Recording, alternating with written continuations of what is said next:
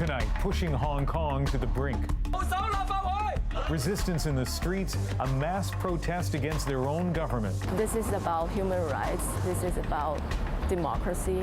Why Canadians could be at risk.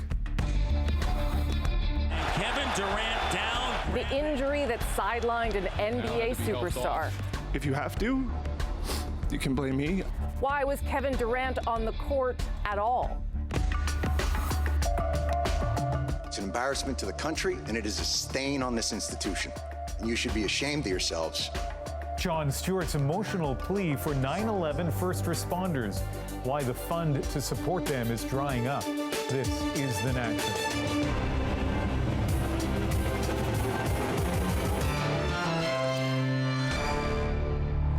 We are live on the Pacific edition of The National, and we begin with the developing story in Hong Kong, a city on edge. You are looking at a live shot already Wednesday afternoon there, and thousands of people have gathered to protest a highly controversial extradition bill. Police have been bracing for a showdown, and these pictures taken a short time ago show the level of concern. Many of the protesters wearing masks, grinding parts of the city to a halt, some surrounding police cars, forcing officers in riot gear into clashes with protesters. Debate on the bill was due to start a couple of hours ago, but the session has been delayed. We'll go to our reporter on the ground shortly, but first, let's take a look at how we got to this point. For days, there has been anxiety and anger over the law that could send people to mainland China for trial. And it's exposing a deeper fear in Hong Kong and around the world. Beijing's growing desire to expand its power.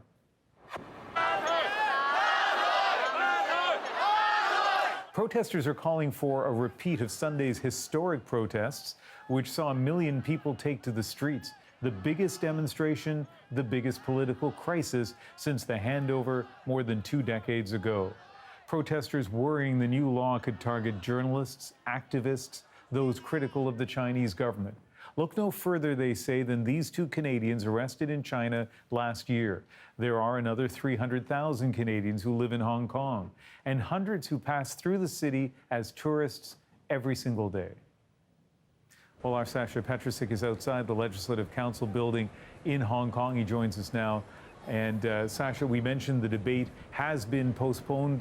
What are you seeing there right now? Well, that news, of course, went through this crowd quite quickly. There are tens of thousands, if not hundreds of thousands of people right around the legislature building. And around Hong Kong, the rest of the city is pretty much paralyzed. Roads have been blocked, in some cases, by bus drivers who are sympathetic to this cause and decided to park their buses across the roads to stop people. There have been subway stations which have been closed, and, of course, police in riot gear who are standing on many, many corners. So this city is very tense. It is also very blocked right now. And the news that the debate has been stopped, for now at least, had mixed reactions. Some people felt it was a bit of a victory.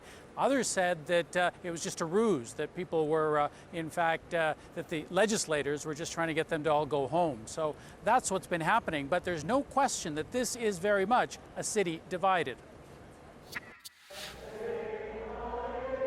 Hong Kong is polarized in ways many say they've never seen before. Groups of students and activists who organized previous demonstrations are again leading the charge. It is very important for organizers like me to remind the Hong Kong people that we have to have massive civil disobedience in order to show pressure to Beijing and also gain the international attention and support.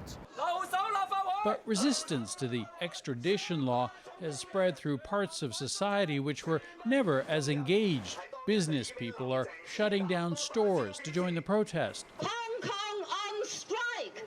And labor leaders like Ip Kin Yuen are threatening strikes. The Professional Teachers Union is ready to organize suspension of classes in the near future. It's personal and emotional. Minnie Lee is starting a hunger strike. This is the right thing to do. We love Hong Kong, and also this is about human rights.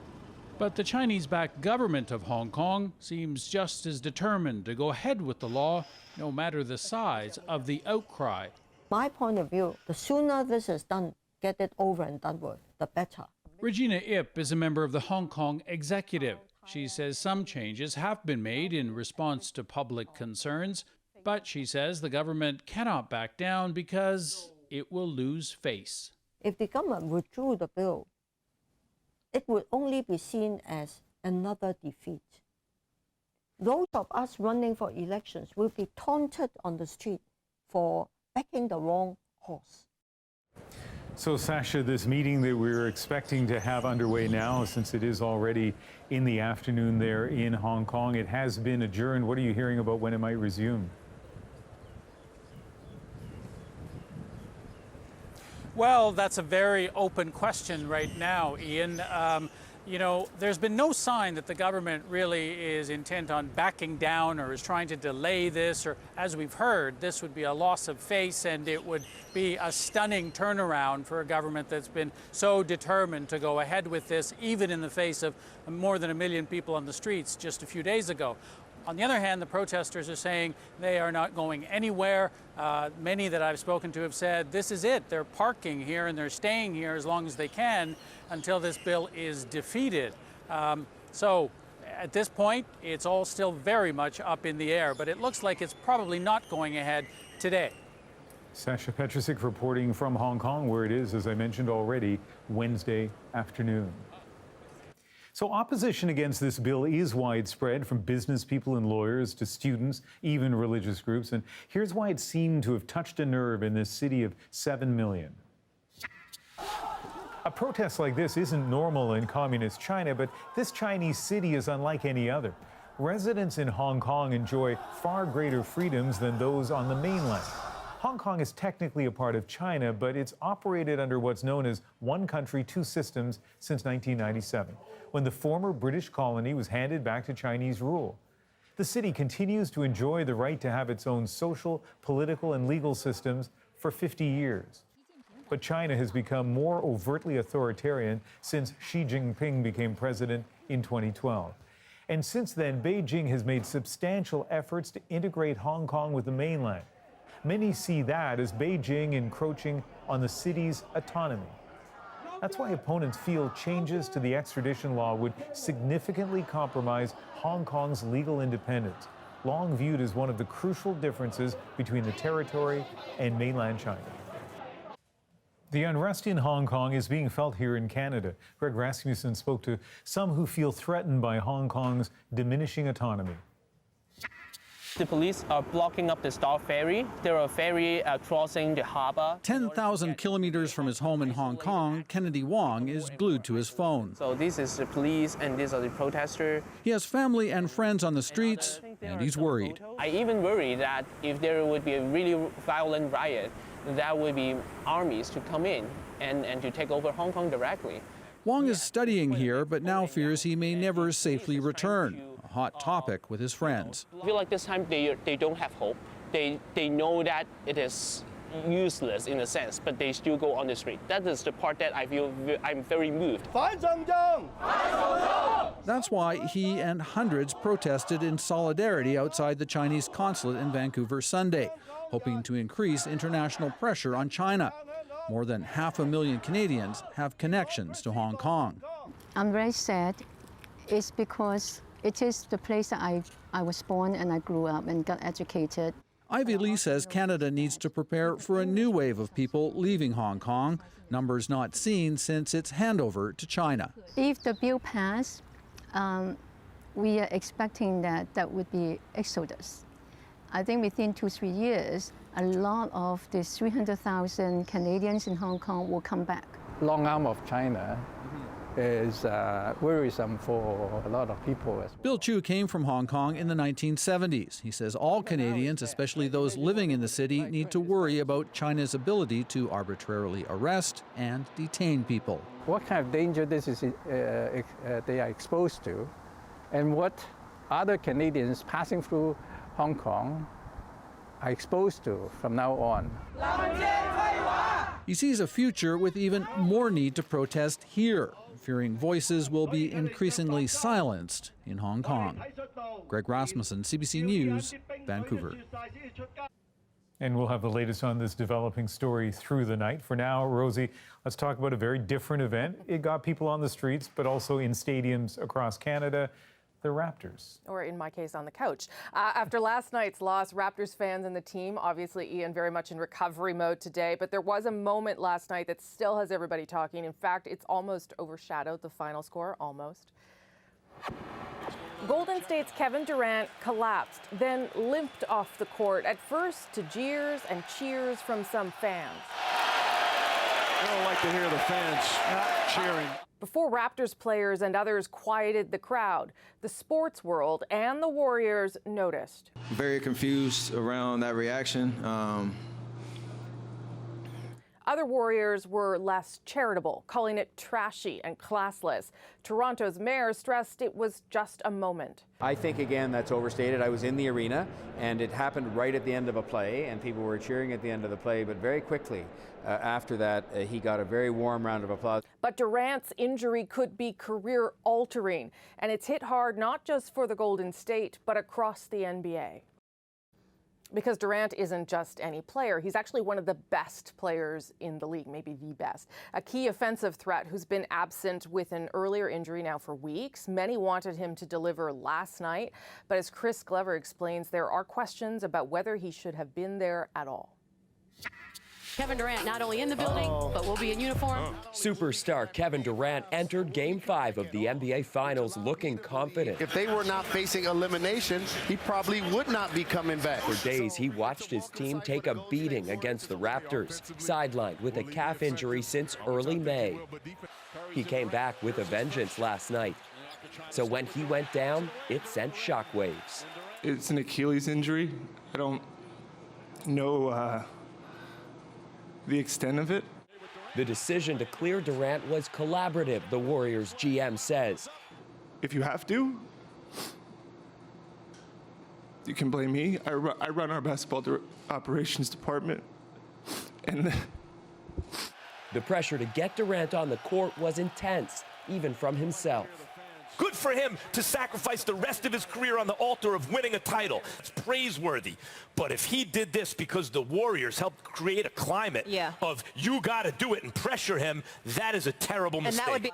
Some blaming not just the Warriors, but basketball culture. Since they were down 3-1, he was forced to return based on all of the chatter that we knew was going to take place. He's soft. He really didn't want it. He wasn't committed to the team. This sports doctor shows how the calf and the Achilles connect. Would it be fair then to assume that an injury on the calf could make the Achilles weaker? Certain locations, for sure. Depending on how serious it is, a man on the verge of being a free agent in July could be out next season too. To return to a sport like basketball that puts so much strain on the calf and Achilles tendon with cutting, pivoting, acceleration, deceleration, jumping, that's usually a bit longer. On average, I would say about 9 months or so. An injury that may have altered Durant's career definitely altered this year's NBA Finals. Chris Glover, CBC News, Toronto. The shockwaves of the Raptors' loss last night have disrupted one of the most powerful forces in entertainment, Oprah Winfrey. Oprah had a speaking engagement on the Raptors' home court, Scotiabank Arena, on Friday, but the Raptors' loss puts the kibosh on that. The show's been canceled.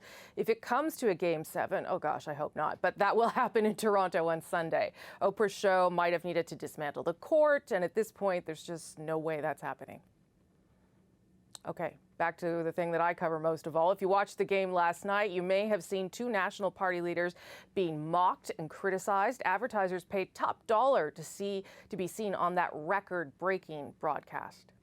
The NBA says, in fact, 14.5 million Canadians watched all or part of Game 5, but these expensive election messages weren't paid for by opposing parties. David Cochran looks at who's behind them and why they're eager to land some hard punches before the end of this month. This Raptors title run is bringing Canadians together, but these ads, Conservative Andrew Scheer, he's hiding something, are meant to divide. Andrew Scheer, his weakness will cost you. Anti-conservative attack ads ran in prime spots during the game, and the Liberal Party didn't have to spend a cent because a special interest group called Engage Canada did their dirty work for them. Engage Canada is run by people with ties to the Liberals, but also to the NDP and Big Labour. And attack ads aren't just coming from the left. Well, it's been 4 years. Let's talk about Justin. If that looks familiar, it should. A group called Shaping Canada's Future paid for a sequel to this 2015 Conservative Party ad, even using the original cast. Nice hair, though. Shaping Canada's Future is run by the same person who ran Shaping Alberta's Future in that provincial election, a group fueled by corporate money with direct ties to Alberta Premier Jason Kenney. Rachel Notley is working with her close ally Justin Trudeau. Game 5's Canadian audience was bigger than the Super Bowl. Ads cost tens of thousands of dollars to run. But those third-party political ads you saw are a black hole of information. Engage Canada and Shaping Canada's Future don't have to tell anyone how much they spent or who gave them the money. We've tried to put very clear rules in place from June 30th onwards. June 30th is when new pre-election rules kick in. Any third party that runs ads after that has to disclose its donors and follow spending limits. It's really important that Canadians have an understanding where this information is coming from. They have transparency to who's funding it, and we have some limits in place. But until then, it's wide open. And by then, the big series will be over. The big audience is gone, and big money spent with no disclosure at all. David Cochran, CBC News, Ottawa. And as we continue the Pacific edition of The National, we've heard from MacLaines regarding the use of this photo in the Engage Canada ad. Here it is, the editor-in-chief saying that MacLaines did not grant licensing rights for use of this image. They say the politicians must trust that the photograph is for editorial purposes only. MacLaines has sent Engage Canada a cease and desist letter. And the Prime Minister is firing back to a different letter from 6 premiers saying national unity is at risk if the government passes 2 key pieces of legislation. I think it's absolutely irresponsible for Conservative premiers to be threatening our national unity if they don't get their way. The premiers are concerned over Bills C-69 and C-48. If passed, the first would change the way resource projects are approved, and the second would enforce a tanker ban off BC's coast. Authorities now say the pilot who crash-landed on a New York City skyscraper should not have been flying at all. It was raining yesterday when it happened, and the pilot was not licensed to fly in poor weather conditions. Jon Stewart, the former host of the satirical Daily Show, wasn't going for laughs today when he lashed out at U.S. lawmakers. He spoke up for first responders who were called to duty on 9/11 and still bear the scars. To many, they're heroes. Stephen DeSouza tells us why they still need a champion.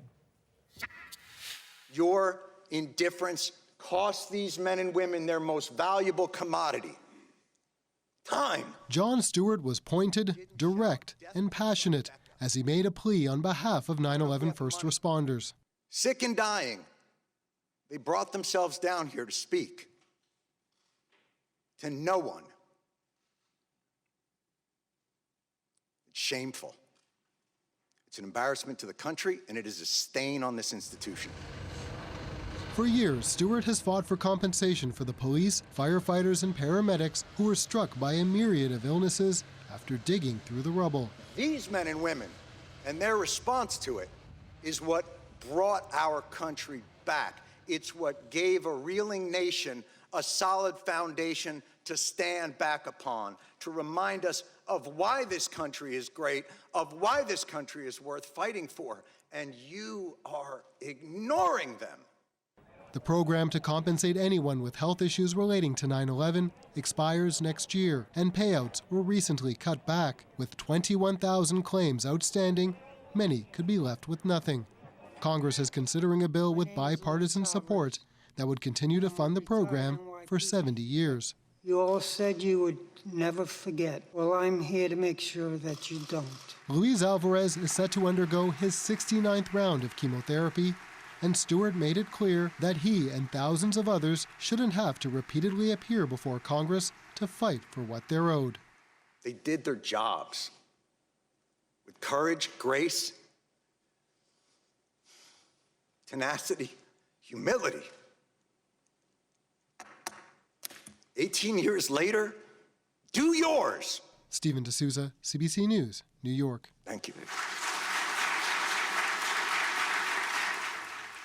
Jon Stewart spoke with such emotion, such conviction, we wanted to show you more for the record.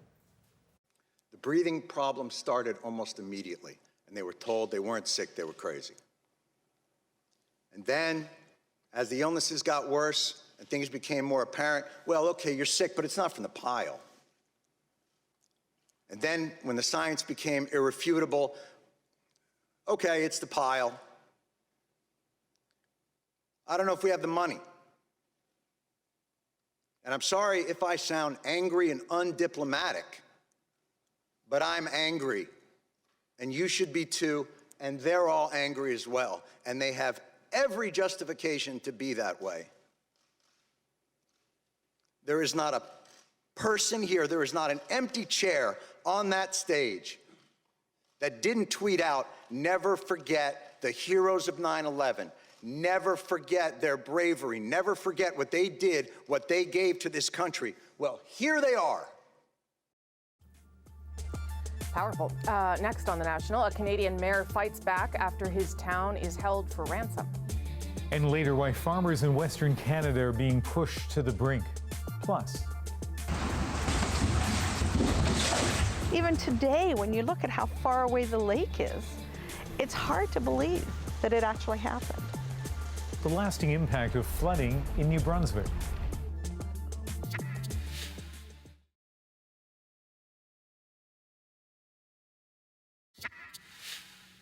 Cyber attacks for ransom are a growing problem in Canada. As Katie Simpson tells us, there's a new push for a national strategy to fight back.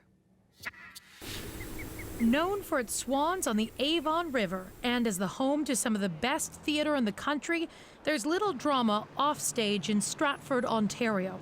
But the city is now adding its name to the list of Canadian communities held for ransom by hackers. In April, cyber extortionists broke into the city's computer system, encrypted part of the database, and demanded tens of thousands of dollars to regain control of the system. I think we're one of many sitting ducks for cyber terrorists. They're not really interested in the information. They're interested in disrupting your ability to function, and that will allow them to get money. And they're not. The mayor won't say whether Stratford has or will pay the ransom, but Canadians may be surprised to learn that decision is completely up to the city and its insurance provider. My job is to deal with the investigation. It was the city's responsibility to deal with all the demands of the attackers. A leader of the federal agency that helps protect Canada's communications networks says any city or business stuck in this position should reach out to him for help, but don't expect advice on meeting ransom demands. The key action with paying a ransom is you have to measure that against how do I get my business back up and running. And that's an individual decision for an organization to work out. Stratford isn't the first and won't be the last municipality to be targeted in this kind of attack. Law enforcement agencies across the country are flummoxed, and other than practicing good cyber hygiene, there really isn't much anyone can do to stop these criminals. That's why Stratford's mayor wants to work with other mayors to come up with a new security strategy. As long as we are holding information that is deemed to be valuable to attackers or the new terrorists of the century today, I think we need to find a way to do it. The mayor will make his pitch for a national strategy for municipalities at a meeting this fall. While he is grateful no sensitive or personal financial information was stolen in this attack, he wants to spare other Canadian communities from the trouble his city is going through. Katie Simpson, CBC News, Stratford, Ontario. Up next, what happens after floodwaters recede? The house was right here. This is the house, yes. And yeah. It's gone. It's gone. The difficult decision many face in New Brunswick, stay and rebuild or start a new life.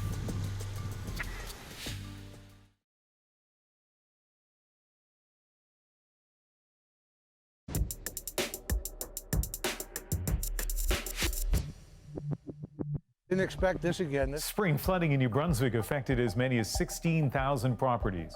It makes you want to cry. And don't think I didn't, because I did, and I ain't afraid to say so. Hundreds of people were displaced. Others stayed fighting to protect their homes and waiting for the water to recede. Depends how much well the pump does in the basement, and I just keep my fingers crossed. That's all you do. Now, many homeowners face a difficult choice: try to sell their properties, accept a government buyout, or rebuild. Nick Purdon went to New Brunswick to find out how the floods have changed lives. This is where the waves would come all the way through the trees and pretty much stop here. And that's what we saw that day when we first arrived on the Saturday morning. The waves came right through the trees, right to this area.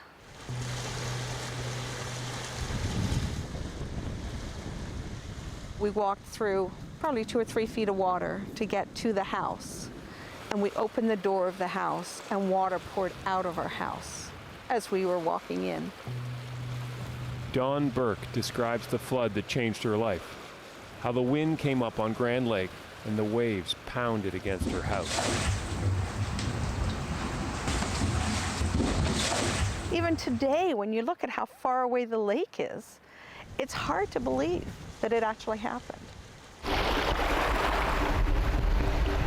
For the last 2 years, New Brunswick has lived through the worst floods in Canada. The flood of 2018 was historic. It was supposed to be a once-in-a-lifetime event. But then the waters rose again this spring. And so people here wonder, what if this is just how things are going to be from now on? And that's why I've come to New Brunswick, to find out how the rising waters have affected people's lives. The house was right here. This is the house, yes.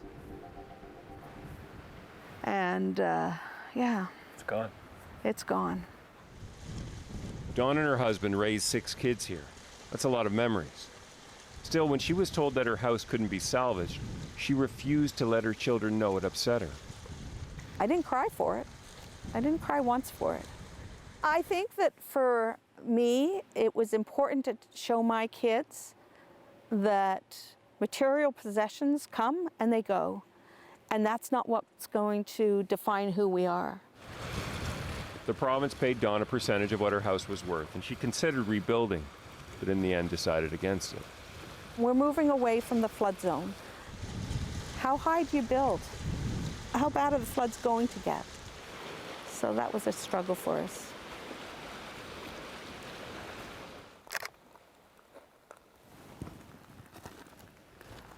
This is the land belonging to my grandparents, a place that used to have a cottage built by my grandfather 48 years ago. I think what it was to me as a child was just freedom, to be creative and to have fun.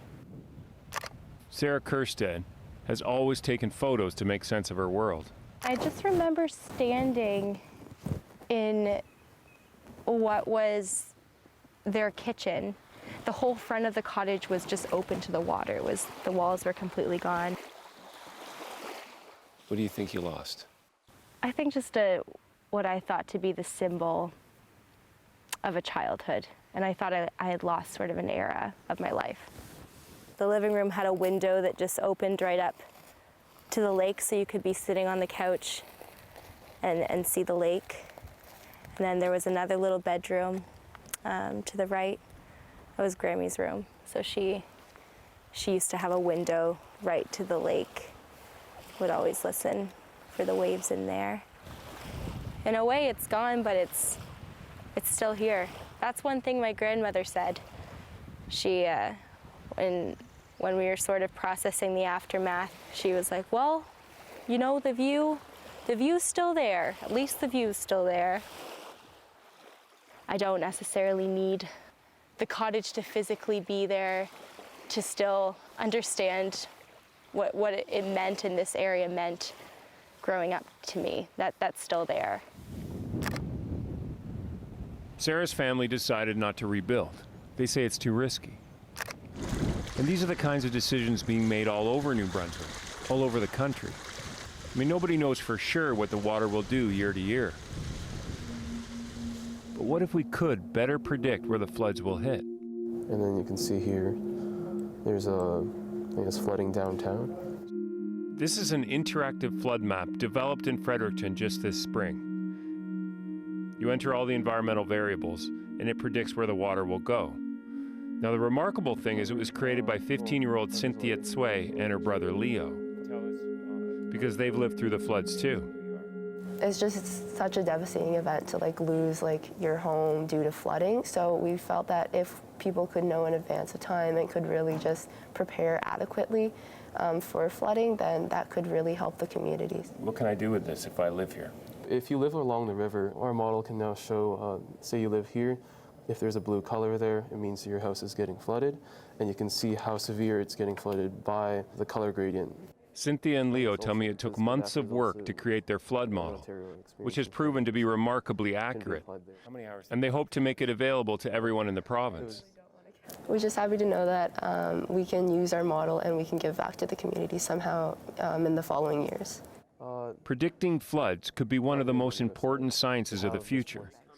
More and more people who live beside water will need information to decide what to do with their homes.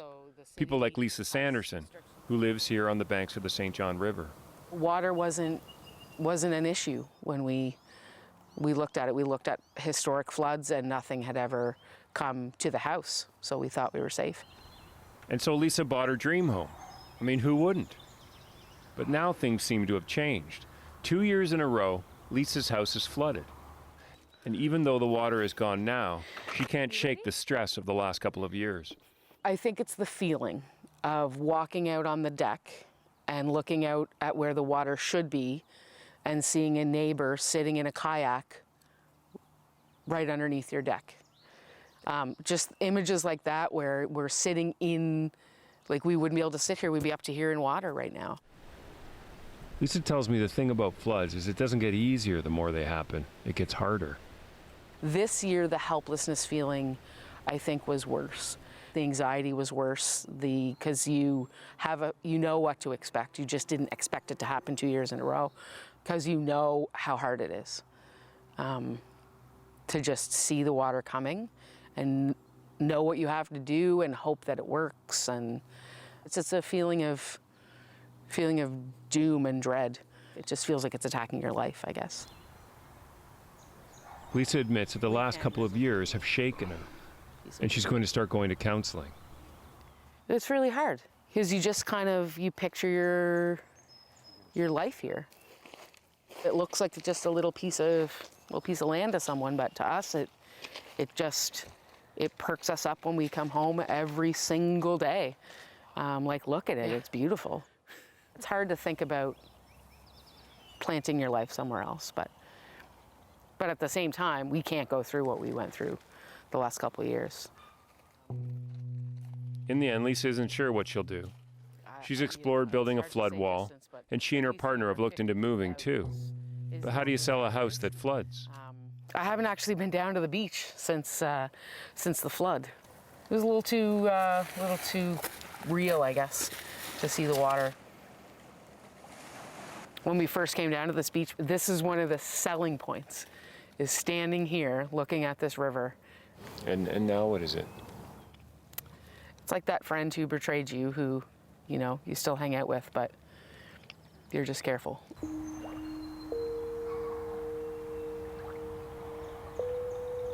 And that's the thing, we've always been attracted to water, wanted to live near it. Maybe the question is, how do we do that now? Nick Purdon, CBC News, on the banks of the St. John River. Parts of New Brunswick may have had too much water this spring, but on the prairies, they have too little. A multi-year drought is taking a harsh toll, stunting crop growth in fields and pastures, leaving ranchers with few options for their hungry cattle. As Bonnie Allen tells us, for some, the only recourse may be selling their animals. Lee Norheim had to buy feed for these cows at a time of year when they should be dining out on an all-you-can-eat grass buffet in the pasture. This is the driest I've ever seen it. Norheim doesn't even have enough grass for these few dozen bulls. He has to buy them extra food. Normally, his entire herd of 200 cattle would graze in the pasture all summer. It's about 6-7 inches tall right now. This grass should be over a foot maybe even 1.5 feet tall by now. If we were to turn our cows into our grass, they would probably eat it all in approximately 2 weeks. And what are we going to do for the other 4 or 5 months? It's been record dry around here. Just 5 millimeters of rain in April and May. Usually 13 times that amount falls. The drought has hit parts of Saskatchewan, Alberta, and Manitoba. I haven't sold any cattle yet myself, but this is a real possibility, and it's something that we are seriously considering. Hay crops aren't growing either, and after a couple dry years, feed reserves are depleted too. We've gone to the cupboard, and the cupboard is already bare. All crops are showing signs of distress, but this Ministry of Agriculture expert says it's not too late for crops to rebound. Rain right now, and they would be off to the races. Anything that they get, those roots are going to forage for and grab and use very, very efficiently right now. There's little sign of that rain in the forecast. Caitlin Duncan's canola crop has stopped growing. It's a little bit of frost damage and just overall moisture stress. So some of the plants still haven't germinated, and some of them are just, they haven't really grown much. We're not panicking, but we are worried about it. She needs significant rain over the next few weeks. So does Lee Norheim. If he doesn't get it, he'll have no choice but to downsize his herd, like many of his neighbors. Bonnie Allen, CBC News, near Regina. Up next on The National, why life-saving operations could be harming the environment. It flies under the radar because it's invisible. What you likely don't know about the gases used to put you under.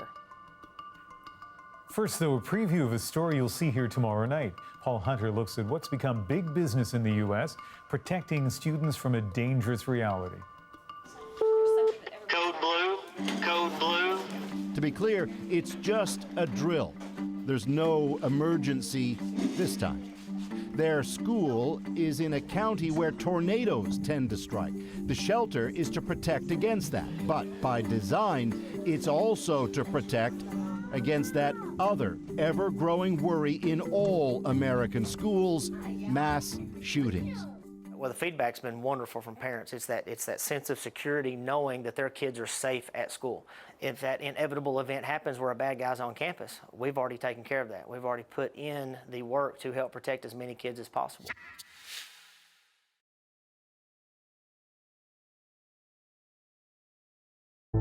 I'm Jamie Poisson.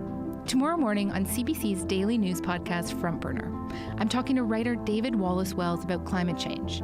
How much is the world actually going to warm? And how bad will things get in 2050? Download it wherever you get your podcasts.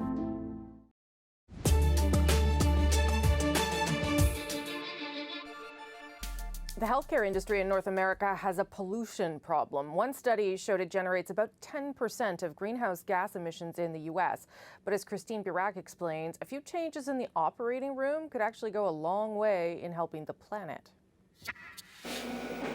Anyone about to undergo major surgery isn't thinking about climate change. They need general anesthetic to sleep through the pain.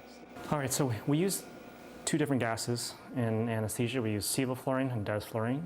Dr. Namley knows they're both strong greenhouse gases, worse than carbon dioxide when it comes to trapping heat inside the Earth's atmosphere. But as other industries cut carbon emissions, the release of anesthetic gases has only increased. It flies under the radar because it's invisible. One of the big issues is education. So many anesthetists in practice are not aware of the other side of the agents they use. The two commonly used anesthetic gases can work equally as well, but one is harder on the planet than the other. Sevoflurane lasts about a year in the environment. Desflurane lingers up to 14 years, traps 5 to 20 times more heat, and costs roughly twice as much as the alternative. To quantify the impact of desflurane gas, Dr. Timur Ozalsal did some calculations. When desflurane is used in one operating room for 7 hours, it has the same impact as driving a car from North Cape, Norway, down to Cape Town, South Africa.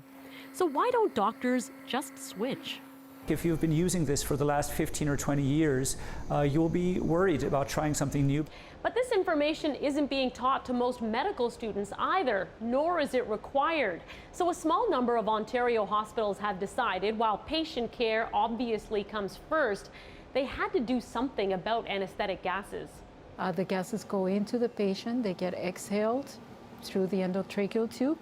It doesn't take much gas to put a patient under. So how much of the gas is the patient actually taking in?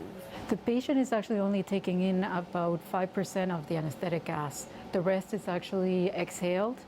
The other 95% is sucked through a pipe and released onto the roof of the hospital, sometimes knocking out birds. Here at Toronto General, they're capturing that extra gas.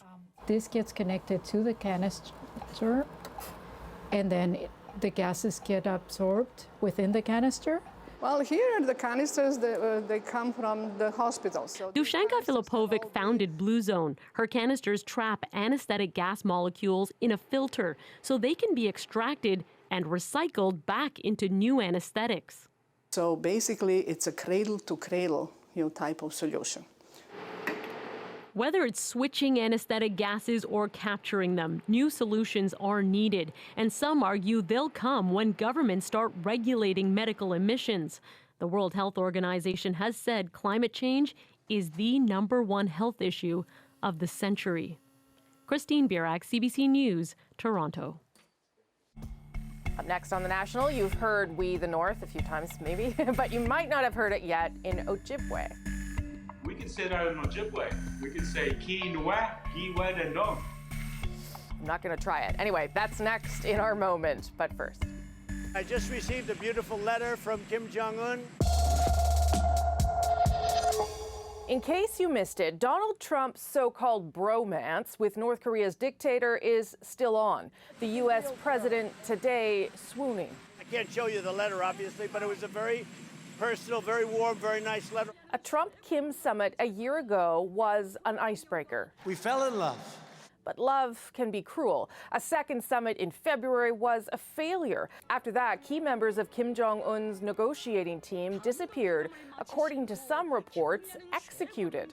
That's not a stretch. A South Korean NGO just documented more than 300 sites of public executions across North Korea. Kim Jong-un hasn't budged on nuclear weapons or his missile program or his continuing verbal threats against the U.S. At first, Trump's love seems to be blind to all that. He's kept his word to me. That's very important. And again, the letter he sent was a beautiful letter. But the Trump administration has not budged on sanctions. They're biting. North Korea is again relying on food aid. Experts see a stalemate. Kim Jong-un, he gets it. He totally gets it. And gushing flattery might be Trump's way of trying to break it.